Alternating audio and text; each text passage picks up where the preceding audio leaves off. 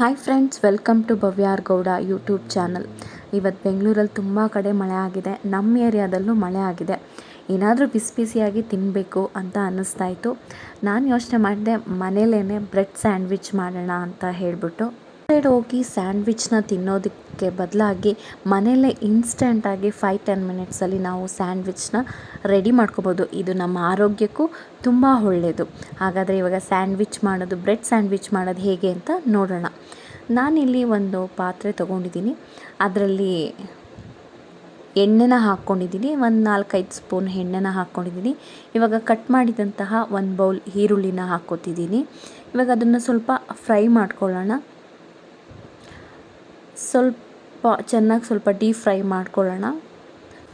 ನಾನಿಲ್ಲಿ ಸ್ವಲ್ಪ ಆಯಿಲ್ನ ಜಾಸ್ತಿ ಹಾಕ್ಕೊಂಡಿದ್ದೀನಿ. ಇಲ್ಲಿ ಬ್ರೆಡ್ ಯೂಸ್ ಮಾಡ್ತಿರೋದ್ರಿಂದ ಎಣ್ಣೆ ಜಾಸ್ತಿ ಹಾಕೋದ್ರಿಂದ ನಮಗೆ ಕ್ರಿಸ್ಪಿಯಾಗಿ ಬ್ರೆಡ್ ಸ್ಯಾಂಡ್ವಿಚ್ ತಿನ್ನೋದಕ್ಕೆ ಸಿಗುತ್ತೆ. ಇಲ್ಲಿ ಈರುಳ್ಳಿ ಡೀಪ್ ಫ್ರೈ ಆಗಿದೆ. ನಾನಿಲ್ಲಿ ಕಟ್ ಮಾಡಿಕೊಂಡಿರುವಂಥ 2 ಬೌಲ್ ಟೊಮೊಟೊ ಹಣ್ಣು ಹಾಕ್ಕೋತಾ ಇದ್ದೀನಿ. ಈಗ ಟೊಮೊಟೊನೂ ಅಷ್ಟೇ ಚೆನ್ನಾಗಿ ಬೇಯಬೇಕು. ತುಂಬ ಮೃದು ಆಗೋವರೆಗೂ ಸ್ವಲ್ಪ ನಾನಿಲ್ಲಿ ಎಲೆಕ್ಟ್ರಿಕ್ ಸ್ಟವಲ್ಲಿ ನಾನಿವತ್ತು ಬ್ರೆಡ್ ಸ್ಯಾಂಡ್ವಿಚ್ನ ಮಾಡ್ತಾಯಿದ್ದೀನಿ. ಟೊಮೊಟೊನೂ ಅಷ್ಟೇ ಸ್ವಲ್ಪ ಚೆನ್ನಾಗಿ ಫ್ರೈ ಆಗಬೇಕು. ನಾನಿವಾಗ ಇಲ್ಲಿ ಉಪ್ಪನ್ನು ಹಾಕ್ಕೋತಾ ಇದ್ದೀನಿ, ಸ್ವಲ್ಪ ಅರಿಶಿನದ ಪುಡಿನ ಹಾಕ್ಕೋತಾ ಇದ್ದೀನಿ. ಇವಾಗ ಟೊಮೊಟೊ ಹಣ್ಣು ಚೆನ್ನಾಗೆ ಬೆಂದ ಮೇಲೆ ಒಂದು 5 ನಿಮಿಷದ ಕಾಲ ಟೊಮೊಟೊ ಹಣ್ಣು ಸ್ವಲ್ಪ ಜಾಸ್ತಿ ಉರಿಯಲ್ಲಿ ಫ್ರೈ ಮಾಡ್ಕೊಳ್ಳೋಣ. ನೋಡಿ, ಟೊಮೊಟೊ ಚೆನ್ನಾಗೆ ನೀರು ಬಿಟ್ಟು ಸ್ಮೂತ್ ಆಗ್ತಿದೆ. ಇವಾಗ ನಾನಿಲ್ಲಿ 1 ಟೇಬಲ್ ಸ್ಪೂನ್ ಶುಂಠಿ ಬೆಳ್ಳುಳ್ಳಿ ಪೇಸ್ಟ್ನ ಆ್ಯಡ್ ಮಾಡ್ಕೊತಾ ಇದ್ದೀನಿ. ಇಲ್ಲಿ ಬಳಸ್ತಿರುವಂತಹ ಎಲ್ಲ ಇಂಗ್ರೀಡಿಯೆಂಟ್ಸು ಅದರದೇ ಆದಂತಹ ಆರೋಗ್ಯದ ಗುಣಗಳನ್ನ ಹೊಂದಿದೆ. ನಾನಿಲ್ಲಿ ಶುಂಠಿ ಬೆಳ್ಳುಳ್ಳಿ ಪೇಸ್ಟ್ ಹಾಕ್ಕೊಂಡ್ಮೇಲೆ ಚೆನ್ನಾಗಿ ಮಿಕ್ಸ್ ಮಾಡ್ತಾಯಿದ್ದೀನಿ. ಅದನ್ನು ಹಸಿ ವಾಸನೆ ಹೋಗೋವರೆಗೂ ಫ್ರೈ ಮಾಡ್ಕೊಳ್ಳೋಣ. ನಾನಿಲ್ಲಿ ಸ್ವಲ್ಪ ಕ್ಯಾಪ್ಸಿಕಮ್ನ ತುರಿದು ಇಟ್ಕೊಂಡಿದ್ದೀನಿ. ನಾನಿಲ್ಲಿ ಹಚ್ಚಿ ಹಾಕ್ಕೋತಾ ಇಲ್ಲ, ತುರಿದು ಹಾಕ್ಕೊತಾ ಇದ್ದೀನಿ. ಆವಾಗ ನಮಗೆ ಈಸಿಯಾಗಿ ಅದೆಲ್ಲ ಚೆನ್ನಾಗಿ ಬೇಯುತ್ತೆ. ಇಲ್ಲಿ ನಾನು ತುರಿದು ಇಟ್ಕೊಂಡಿರುವಂತಹ ನೋಕೋಲನ್ನು ಹಾಕ್ಕೋತಾ ಇದ್ದೀನಿ. ಇದು ಅಷ್ಟೇ, ಈ ಆ್ಯಡ್ ಮಾಡೋದ್ರಿಂದ ಟೇಸ್ಟ್ ನಮಗೆ ಚೆನ್ನಾಗಿ ಸಿಗುತ್ತೆ ಸ್ಯಾಂಡ್ವಿಚ್ಚಲ್ಲಿ. ನಾನಿಲ್ಲಿ ಇವಾಗ 2 ಕ್ಯಾರೆಟ್ನ ತುರಿದು ಇಟ್ಕೊಂಡಿದ್ದೆ, ಅದನ್ನು ನಾನಿಲ್ಲಿ ಆ್ಯಡ್ ಮಾಡ್ಕೊತಾ ಇದ್ದೀನಿ. ಎಲ್ಲನೂ ಅಷ್ಟೇ ಸ್ವಲ್ಪ ಹಸಿ ವಾಸನೆ ಹೋಗೋವರೆಗೂ ಹುರ್ಕೊಳ್ಳೋಣ. ಇವಾಗೆಲ್ಲ ಚೆನ್ನಾಗಿ ಮಿಕ್ಸ್ ಆಗಿದೆ. ಇದು ನಮಗೆ ಮನೆಯಲ್ಲಿ ಬೇಗನೆ ಮಾಡ್ಕೋಬೋದು, ತುಂಬ ಕಷ್ಟ ಏನಾಗಲ್ಲ.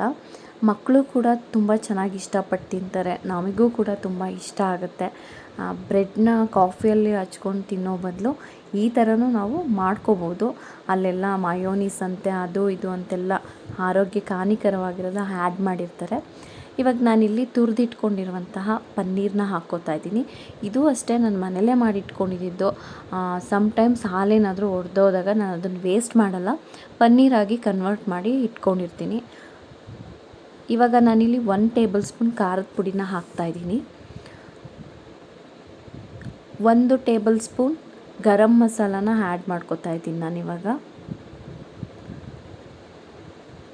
ಎಲ್ಲನೂ ಸ್ವಲ್ಪನೇ ತೊಗೋತಾ ಇದ್ದೀನಿ, ಮತ್ತು ಅದ್ರ ಫ್ಲೇವರೇ ಜಾಸ್ತಿ ಬಂದುಬಿಡುತ್ತೆ. ಇಲ್ಲಿ ಸ್ವಲ್ಪ ಧನಿಯಾ ಪೌಡರ್ನ ಆ್ಯಡ್ ಮಾಡ್ಕೋತಾ ಇದ್ದೀನಿ. ಇವಾಗ ಚೆನ್ನಾಗಿ ಮಿಕ್ಸ್ ಮಾಡ್ಕೊಳ್ಳೋಣ.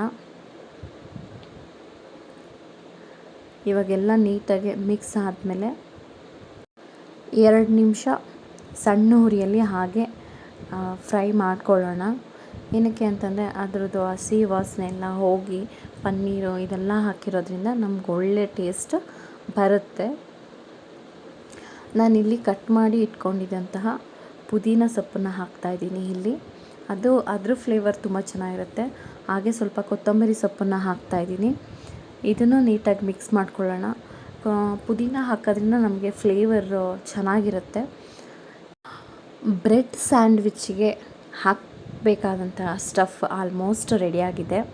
ಆದಷ್ಟು ನಾವು ಮನೆಯಲ್ಲೇ ಮಾಡ್ಕೊಳ್ಳೋ ಪ್ರಯತ್ನ ಪಡೋಣ. ಅದೇನು ತುಂಬ ಟೈಮ್ ತೊಗೊಳ್ಳಲ್ಲ. ಆಮೇಲೆ ಅಡುಗೆ ಕಲ್ತಿರೋರಿಗೆ ಇದು ತುಂಬ ಕಷ್ಟವೂ ಆಗಿರಲ್ಲ. ಸುಮ್ಮನೆ ಎಲ್ಲೋ ಔಟ್ಸೈಡ್ ಹೋಗಿ ತಿಂದು ಹೊಟ್ಟೆ ಹಾಳಾಗೋದಕ್ಕಿಂತ ಈವನ್ ಮಕ್ಳಿಗೂ ಕೂಡ ನಾಟ್ ಪ್ರಿಫರಬಲ್. ಅದಕ್ಕೆ ಮಯೋನೀಸು, ಸಾಸು, ಪ್ರಿಸರ್ವೇಟಿವ್ಸ್ ಎಲ್ಲ ಹಾಕಿ ಕೊಡ್ತಾರೆ. ಸೊ ಆದಷ್ಟು ನಾವು ಮನೆಯಲ್ಲೇ ಮಾಡ್ಕೊಳ್ಳೋಣ. ಇವಾಗ ಆಗಿದೆ, ನಾನಿಲ್ಲಿ ಎಲೆಕ್ಟ್ರಿಕ್ ಸ್ಟವ್ನ ಆಫ್ ಮಾಡ್ಕೊತಾ ಇದ್ದೀನಿ. ಮನೆಯಲ್ಲೇ ಮಾಡಿದಂತಹ ಸ್ಯಾಂಡ್ವಿಚ್ಗೆ ಬೇಕಾದಂಥ ಸ್ಟಫ್ ಇವಾಗ ರೆಡಿ ಆಗಿದೆ. ನಾನಿಲ್ಲಿ ಅದೇ ಎಲೆಕ್ಟ್ರಿಕ್ ಸ್ಟವ್ ಮೇಲೆ ನಾನ್ ಸ್ಟಿಕ್ ತವಾನ ತೊಗೊಂಡಿದ್ದೀನಿ. ಅದು ಸ್ವಲ್ಪ ಬಿಸಿ ಆಗೋವರೆಗೂ ವೆಯ್ಟ್ ಮಾಡೋಣ. ಇವಾಗ ಆಲ್ಮೋಸ್ಟ್ ಬಿಸಿ ಆಗಿದೆ. ನಾನಿಲ್ಲಿ 2 ಸ್ಪೂನು ತುಪ್ಪನ ಹಾಕ್ಕೋತಾ ಇದ್ದೀನಿ. ತುಪ್ಪ ಹಾಕ್ಕೊಳ್ಳೋದ್ರಿಂದ ಫ್ಲೇವರ್ ಅಂತೂ ಇನ್ನೂ ಸಖತ್ತಾಗಿರುತ್ತೆ. ತುಂಬ ಇಷ್ಟಪಟ್ಟು ತಿಂತಾರೆ ತುಪ್ಪ ಹಾಕೋದ್ರಿಂದ. ಸೊ ಇಲ್ಲಿ ತುಪ್ಪ ಹಾಕಾದ್ಮೇಲೆ ನಾನಿಲ್ಲಿ ಬ್ರೆಡ್ ತೊಗೊಂಡಿದ್ದೀನಿ. ಇದು ಮಲ್ಟಿಗ್ರೇನ್ ಬ್ರೆಡ್ ಅಂತಂದ್ಬಿಟ್ಟು ಬ್ರೌನ್ ಬ್ರೆಡ್. ನಾನಿವಾಗ ಇದನ್ನು ತವಾ ಮೇಲೆ ಹಾಕ್ಕೊಂಡು ಎರಡೂ ಕಡೆನೂ ಅದು ತುಪ್ಪ ಆಗೋ ಥರ ಸ್ಪ್ರೆಡ್ ಮಾಡ್ಕೊತಾ ಇದ್ದೀನಿ. ಅದು ಸ್ವಲ್ಪ ಬ್ರೆಡ್ಡು ಸಾಫ್ಟ್ ಇರುತ್ತೆ, ಕ್ರಿಸ್ಪಿ ಆಗೋವರೆಗೂ ತವಾ ಮೇಲೆ ನಾವು ಅದನ್ನು ಸ್ವಲ್ಪ ಫ್ರೈ ಮಾಡ್ಕೋಬೇಕಾಗತ್ತೆ. ಇವಾಗ ನೋಡಿ ಆಲ್ಮೋಸ್ಟ್ ಆಯಿತು. ಕ್ರಿಸ್ಪಿ ಆದರೆ ತಿನ್ನೋದಕ್ಕೆ ಚೆನ್ನಾಗಿರುತ್ತೆ. ಮನೇಲಿ ಮಕ್ಕಳಿದ್ರೆ ಆದಷ್ಟು ಔಟ್ಸೈಡ್ ಫುಡ್ನ ಅವಾಯ್ಡ್ ಮಾಡಿ, ಮನೇಲಿ ನಾವು ಅಮ್ಮಂದಿರು ಏನು ಮಾಡ್ಕೊಡೋಕ್ಕಾಗುತ್ತೋ ಅದನ್ನು ನಾವೇ ಸ್ವತಃ ಮಾಡಿಕೊಡೋಣ. ನಮ್ಮ ಮಕ್ಕಳ ಆರೋಗ್ಯ ನಮ್ಮದೇ ಜವಾಬ್ದಾರಿಯಾಗಿರುತ್ತೆ. ಇವಾಗ ಇಲ್ಲಿ ಬ್ರೆಡ್ಡು ಸ್ವಲ್ಪ ಕ್ರಿಸ್ಪಿ ಆಗಿದೆ. ಆವಾಗವಾಗ ಅದನ್ನು ತಿರುವಾಗ್ತಾ ಇರಬೇಕು, ಇಲ್ಲ ಅಂತಂದರೆ ಒಂದೇ ಕಡೆ ಬಿಟ್ಟಾಗ ಸೀದೋಗ್ಬಿಡುತ್ತೆ. ನಾನಿವಾಗ ಸ್ವಲ್ಪ ಎಲೆಕ್ಟ್ರಿಕ್ ಸ್ಟವಲ್ಲಿ ಕಡಿಮೆ ಮಾಡ್ಕೊಂಡಿದ್ದೀನಿ ಉರಿನ. ಇವಾಗೇನು ಆವಾಗಲೇ ಸ್ಟಫ್ ಮಾಡಿ ಇಟ್ಕೊಂಡಿದ್ನೋ ನಾನಿಲ್ಲಿ ಒಂದು ಬ್ರೆಡ್ ಮೇಲೆ ಸ್ಪ್ರೆಡ್ ಮಾಡ್ತಾಯಿದ್ದೀನಿ. ಸ್ಪ್ರೆಡ್ ಮಾಡೋದಕ್ಕೆ ಅದಕ್ಕೆ ಬೇಕಾದಂತಹ ಕಡ್ಡಿನ ಪ್ರತ್ಯೇಕವಾಗಿ ತೊಗೋಬೇಕಂತೇನಿಲ್ಲ. ನಮ್ಮಲ್ಲಿ ಏನಿರುತ್ತೋ ಇಂಗ್ರೀಡಿಯೆಂಟ್ಸು ಅದನ್ನೇ ನಾವು ಯೂಸ್ ಮಾಡ್ಕೋಬೋದು. ನಾನಿಲ್ಲಿ ನೈಫ್ನ ಯೂಸ್ ಮಾಡ್ಕೊಂಡಿದ್ದೀನಿ. ನೋಡಿ, ನೀಟಾಗಿ ಸ್ಪ್ರೆಡ್ ಮಾಡಿ ಆದಮೇಲೆ ಇನ್ನೊಂದು ಬ್ರೆಡ್ನ ಅದ್ರ ಮೇಲೆ ಇಟ್ಟು, ಸೊ ಫೈನಲಿ ಮನೆಯಲ್ಲೇ ಮಾಡಿದಂತಹ ಸ್ಯಾಂಡ್ವಿಚ್ ರೆಡಿ ಇದೆ. ಬ್ರೆಡ್ ಸ್ಯಾಂಡ್ವಿಚ್ ನೀವು ನೋಡ್ತಾ ಇರ್ಬೋದು. ಇವಾಗ ನಾವಿಲ್ಲಿ ಒಂದು ಸರ್ವಿಂಗ್ ಪ್ಲೇಟಿಗೆ ಹಾಕ್ಕೊಳ್ಳೋಣ ಬನ್ನಿ.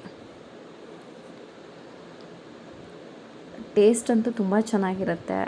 ಔಟ್ಸೈಡ್ ಇದಕ್ಕಿಂತ ಮನೇಲಿ ಮಾಡೋದೇ ತುಂಬ ರುಚಿಯಾಗಿರುತ್ತೆ. ಬಟ್ ಇವಾಗೆಲ್ಲ ಅಡಿಕ್ಷನ್ ಥರ ಆಗಿಬಿಟ್ಟಿದೆ ಔಟ್ಸೈಡ್ ಫುಡ್ಡು. ನೋಡಿ, ನಾನು ಇವಾಗಿಲ್ಲಿ ಒಂದು ಸರ್ವಿಂಗ್ ಬೌಲ್ಗೆ ಹಾಕ್ಕೋತಾ ಇದ್ದೀನಿ. ನೋಡಿದ್ರಲ್ಲ ಫ್ರೆಂಡ್ಸ್, ಮನೇಲೇ ಇನ್ಸ್ಟಂಟಾಗಿ ಹೇಗೆ ಬ್ರೆಡ್ ಸ್ಯಾಂಡ್ವಿಚ್ ಮಾಡೋದು ಅಂತ ಗೊತ್ತಾಯ್ತಲ್ಲ. ನನ್ನ ರಿಕ್ವೆಸ್ಟ್ ಏನಂತಂದರೆ ಆದಷ್ಟು ಔಟ್ಸೈಡ್ ಫುಡ್ನ ಅವಾಯ್ಡ್ ಮಾಡಿ. ಆಮೇಲೆ ನಾನು ಇದಕ್ಕೆ ಸಾಸ್ ಆಗಲಿ ಅಥವಾ ಬೇರೆ ಮಯೋನೀಸ್ ಆಗಲಿ ನಾನು ಯಾವುದೂ ಯೂಸ್ ಮಾಡಲ್ಲ. ಅದೆಲ್ಲ ಪ್ರಿಸರ್ವೇಟಿವ್ ಆಗಿರುತ್ತೆ. ಸೊ ಹಾಗೆ ತಿನ್ನೋದಕ್ಕೆ ಚೆನ್ನಾಗಿರುತ್ತೆ ಇದು. ನೋಡಿದ್ರಲ್ಲ ಮನೇಲೇ ಬ್ರೆಡ್ ಸ್ಯಾಂಡ್ವಿಚ್ ಮಾಡೋದು ಹೇಗೆ ಅಂತ. ಈ ವಿಡಿಯೋ ನಿಮಗೆ ಇಷ್ಟ ಆಗಿದ್ದಲ್ಲಿ ಲೈಕ್ ಮಾಡಿ, ಕಮೆಂಟ್ ಮಾಡಿ. ನೀವಿನ್ನೂ ನನ್ನ ಚಾನಲ್ಗೆ ಸಬ್ಸ್ಕ್ರೈಬ್ ಆಗಿಲ್ಲ ಅಂತಂದರೆ ಸಬ್ಸ್ಕ್ರೈಬ್ ಮಾಡ್ಕೊಳ್ಳಿ. ಮತ್ತೆ ಸಿಗೋಣ ಹೊಸ ವಿಡಿಯೋ ಅಂತ. Thank you for watching friends. Bye, take care.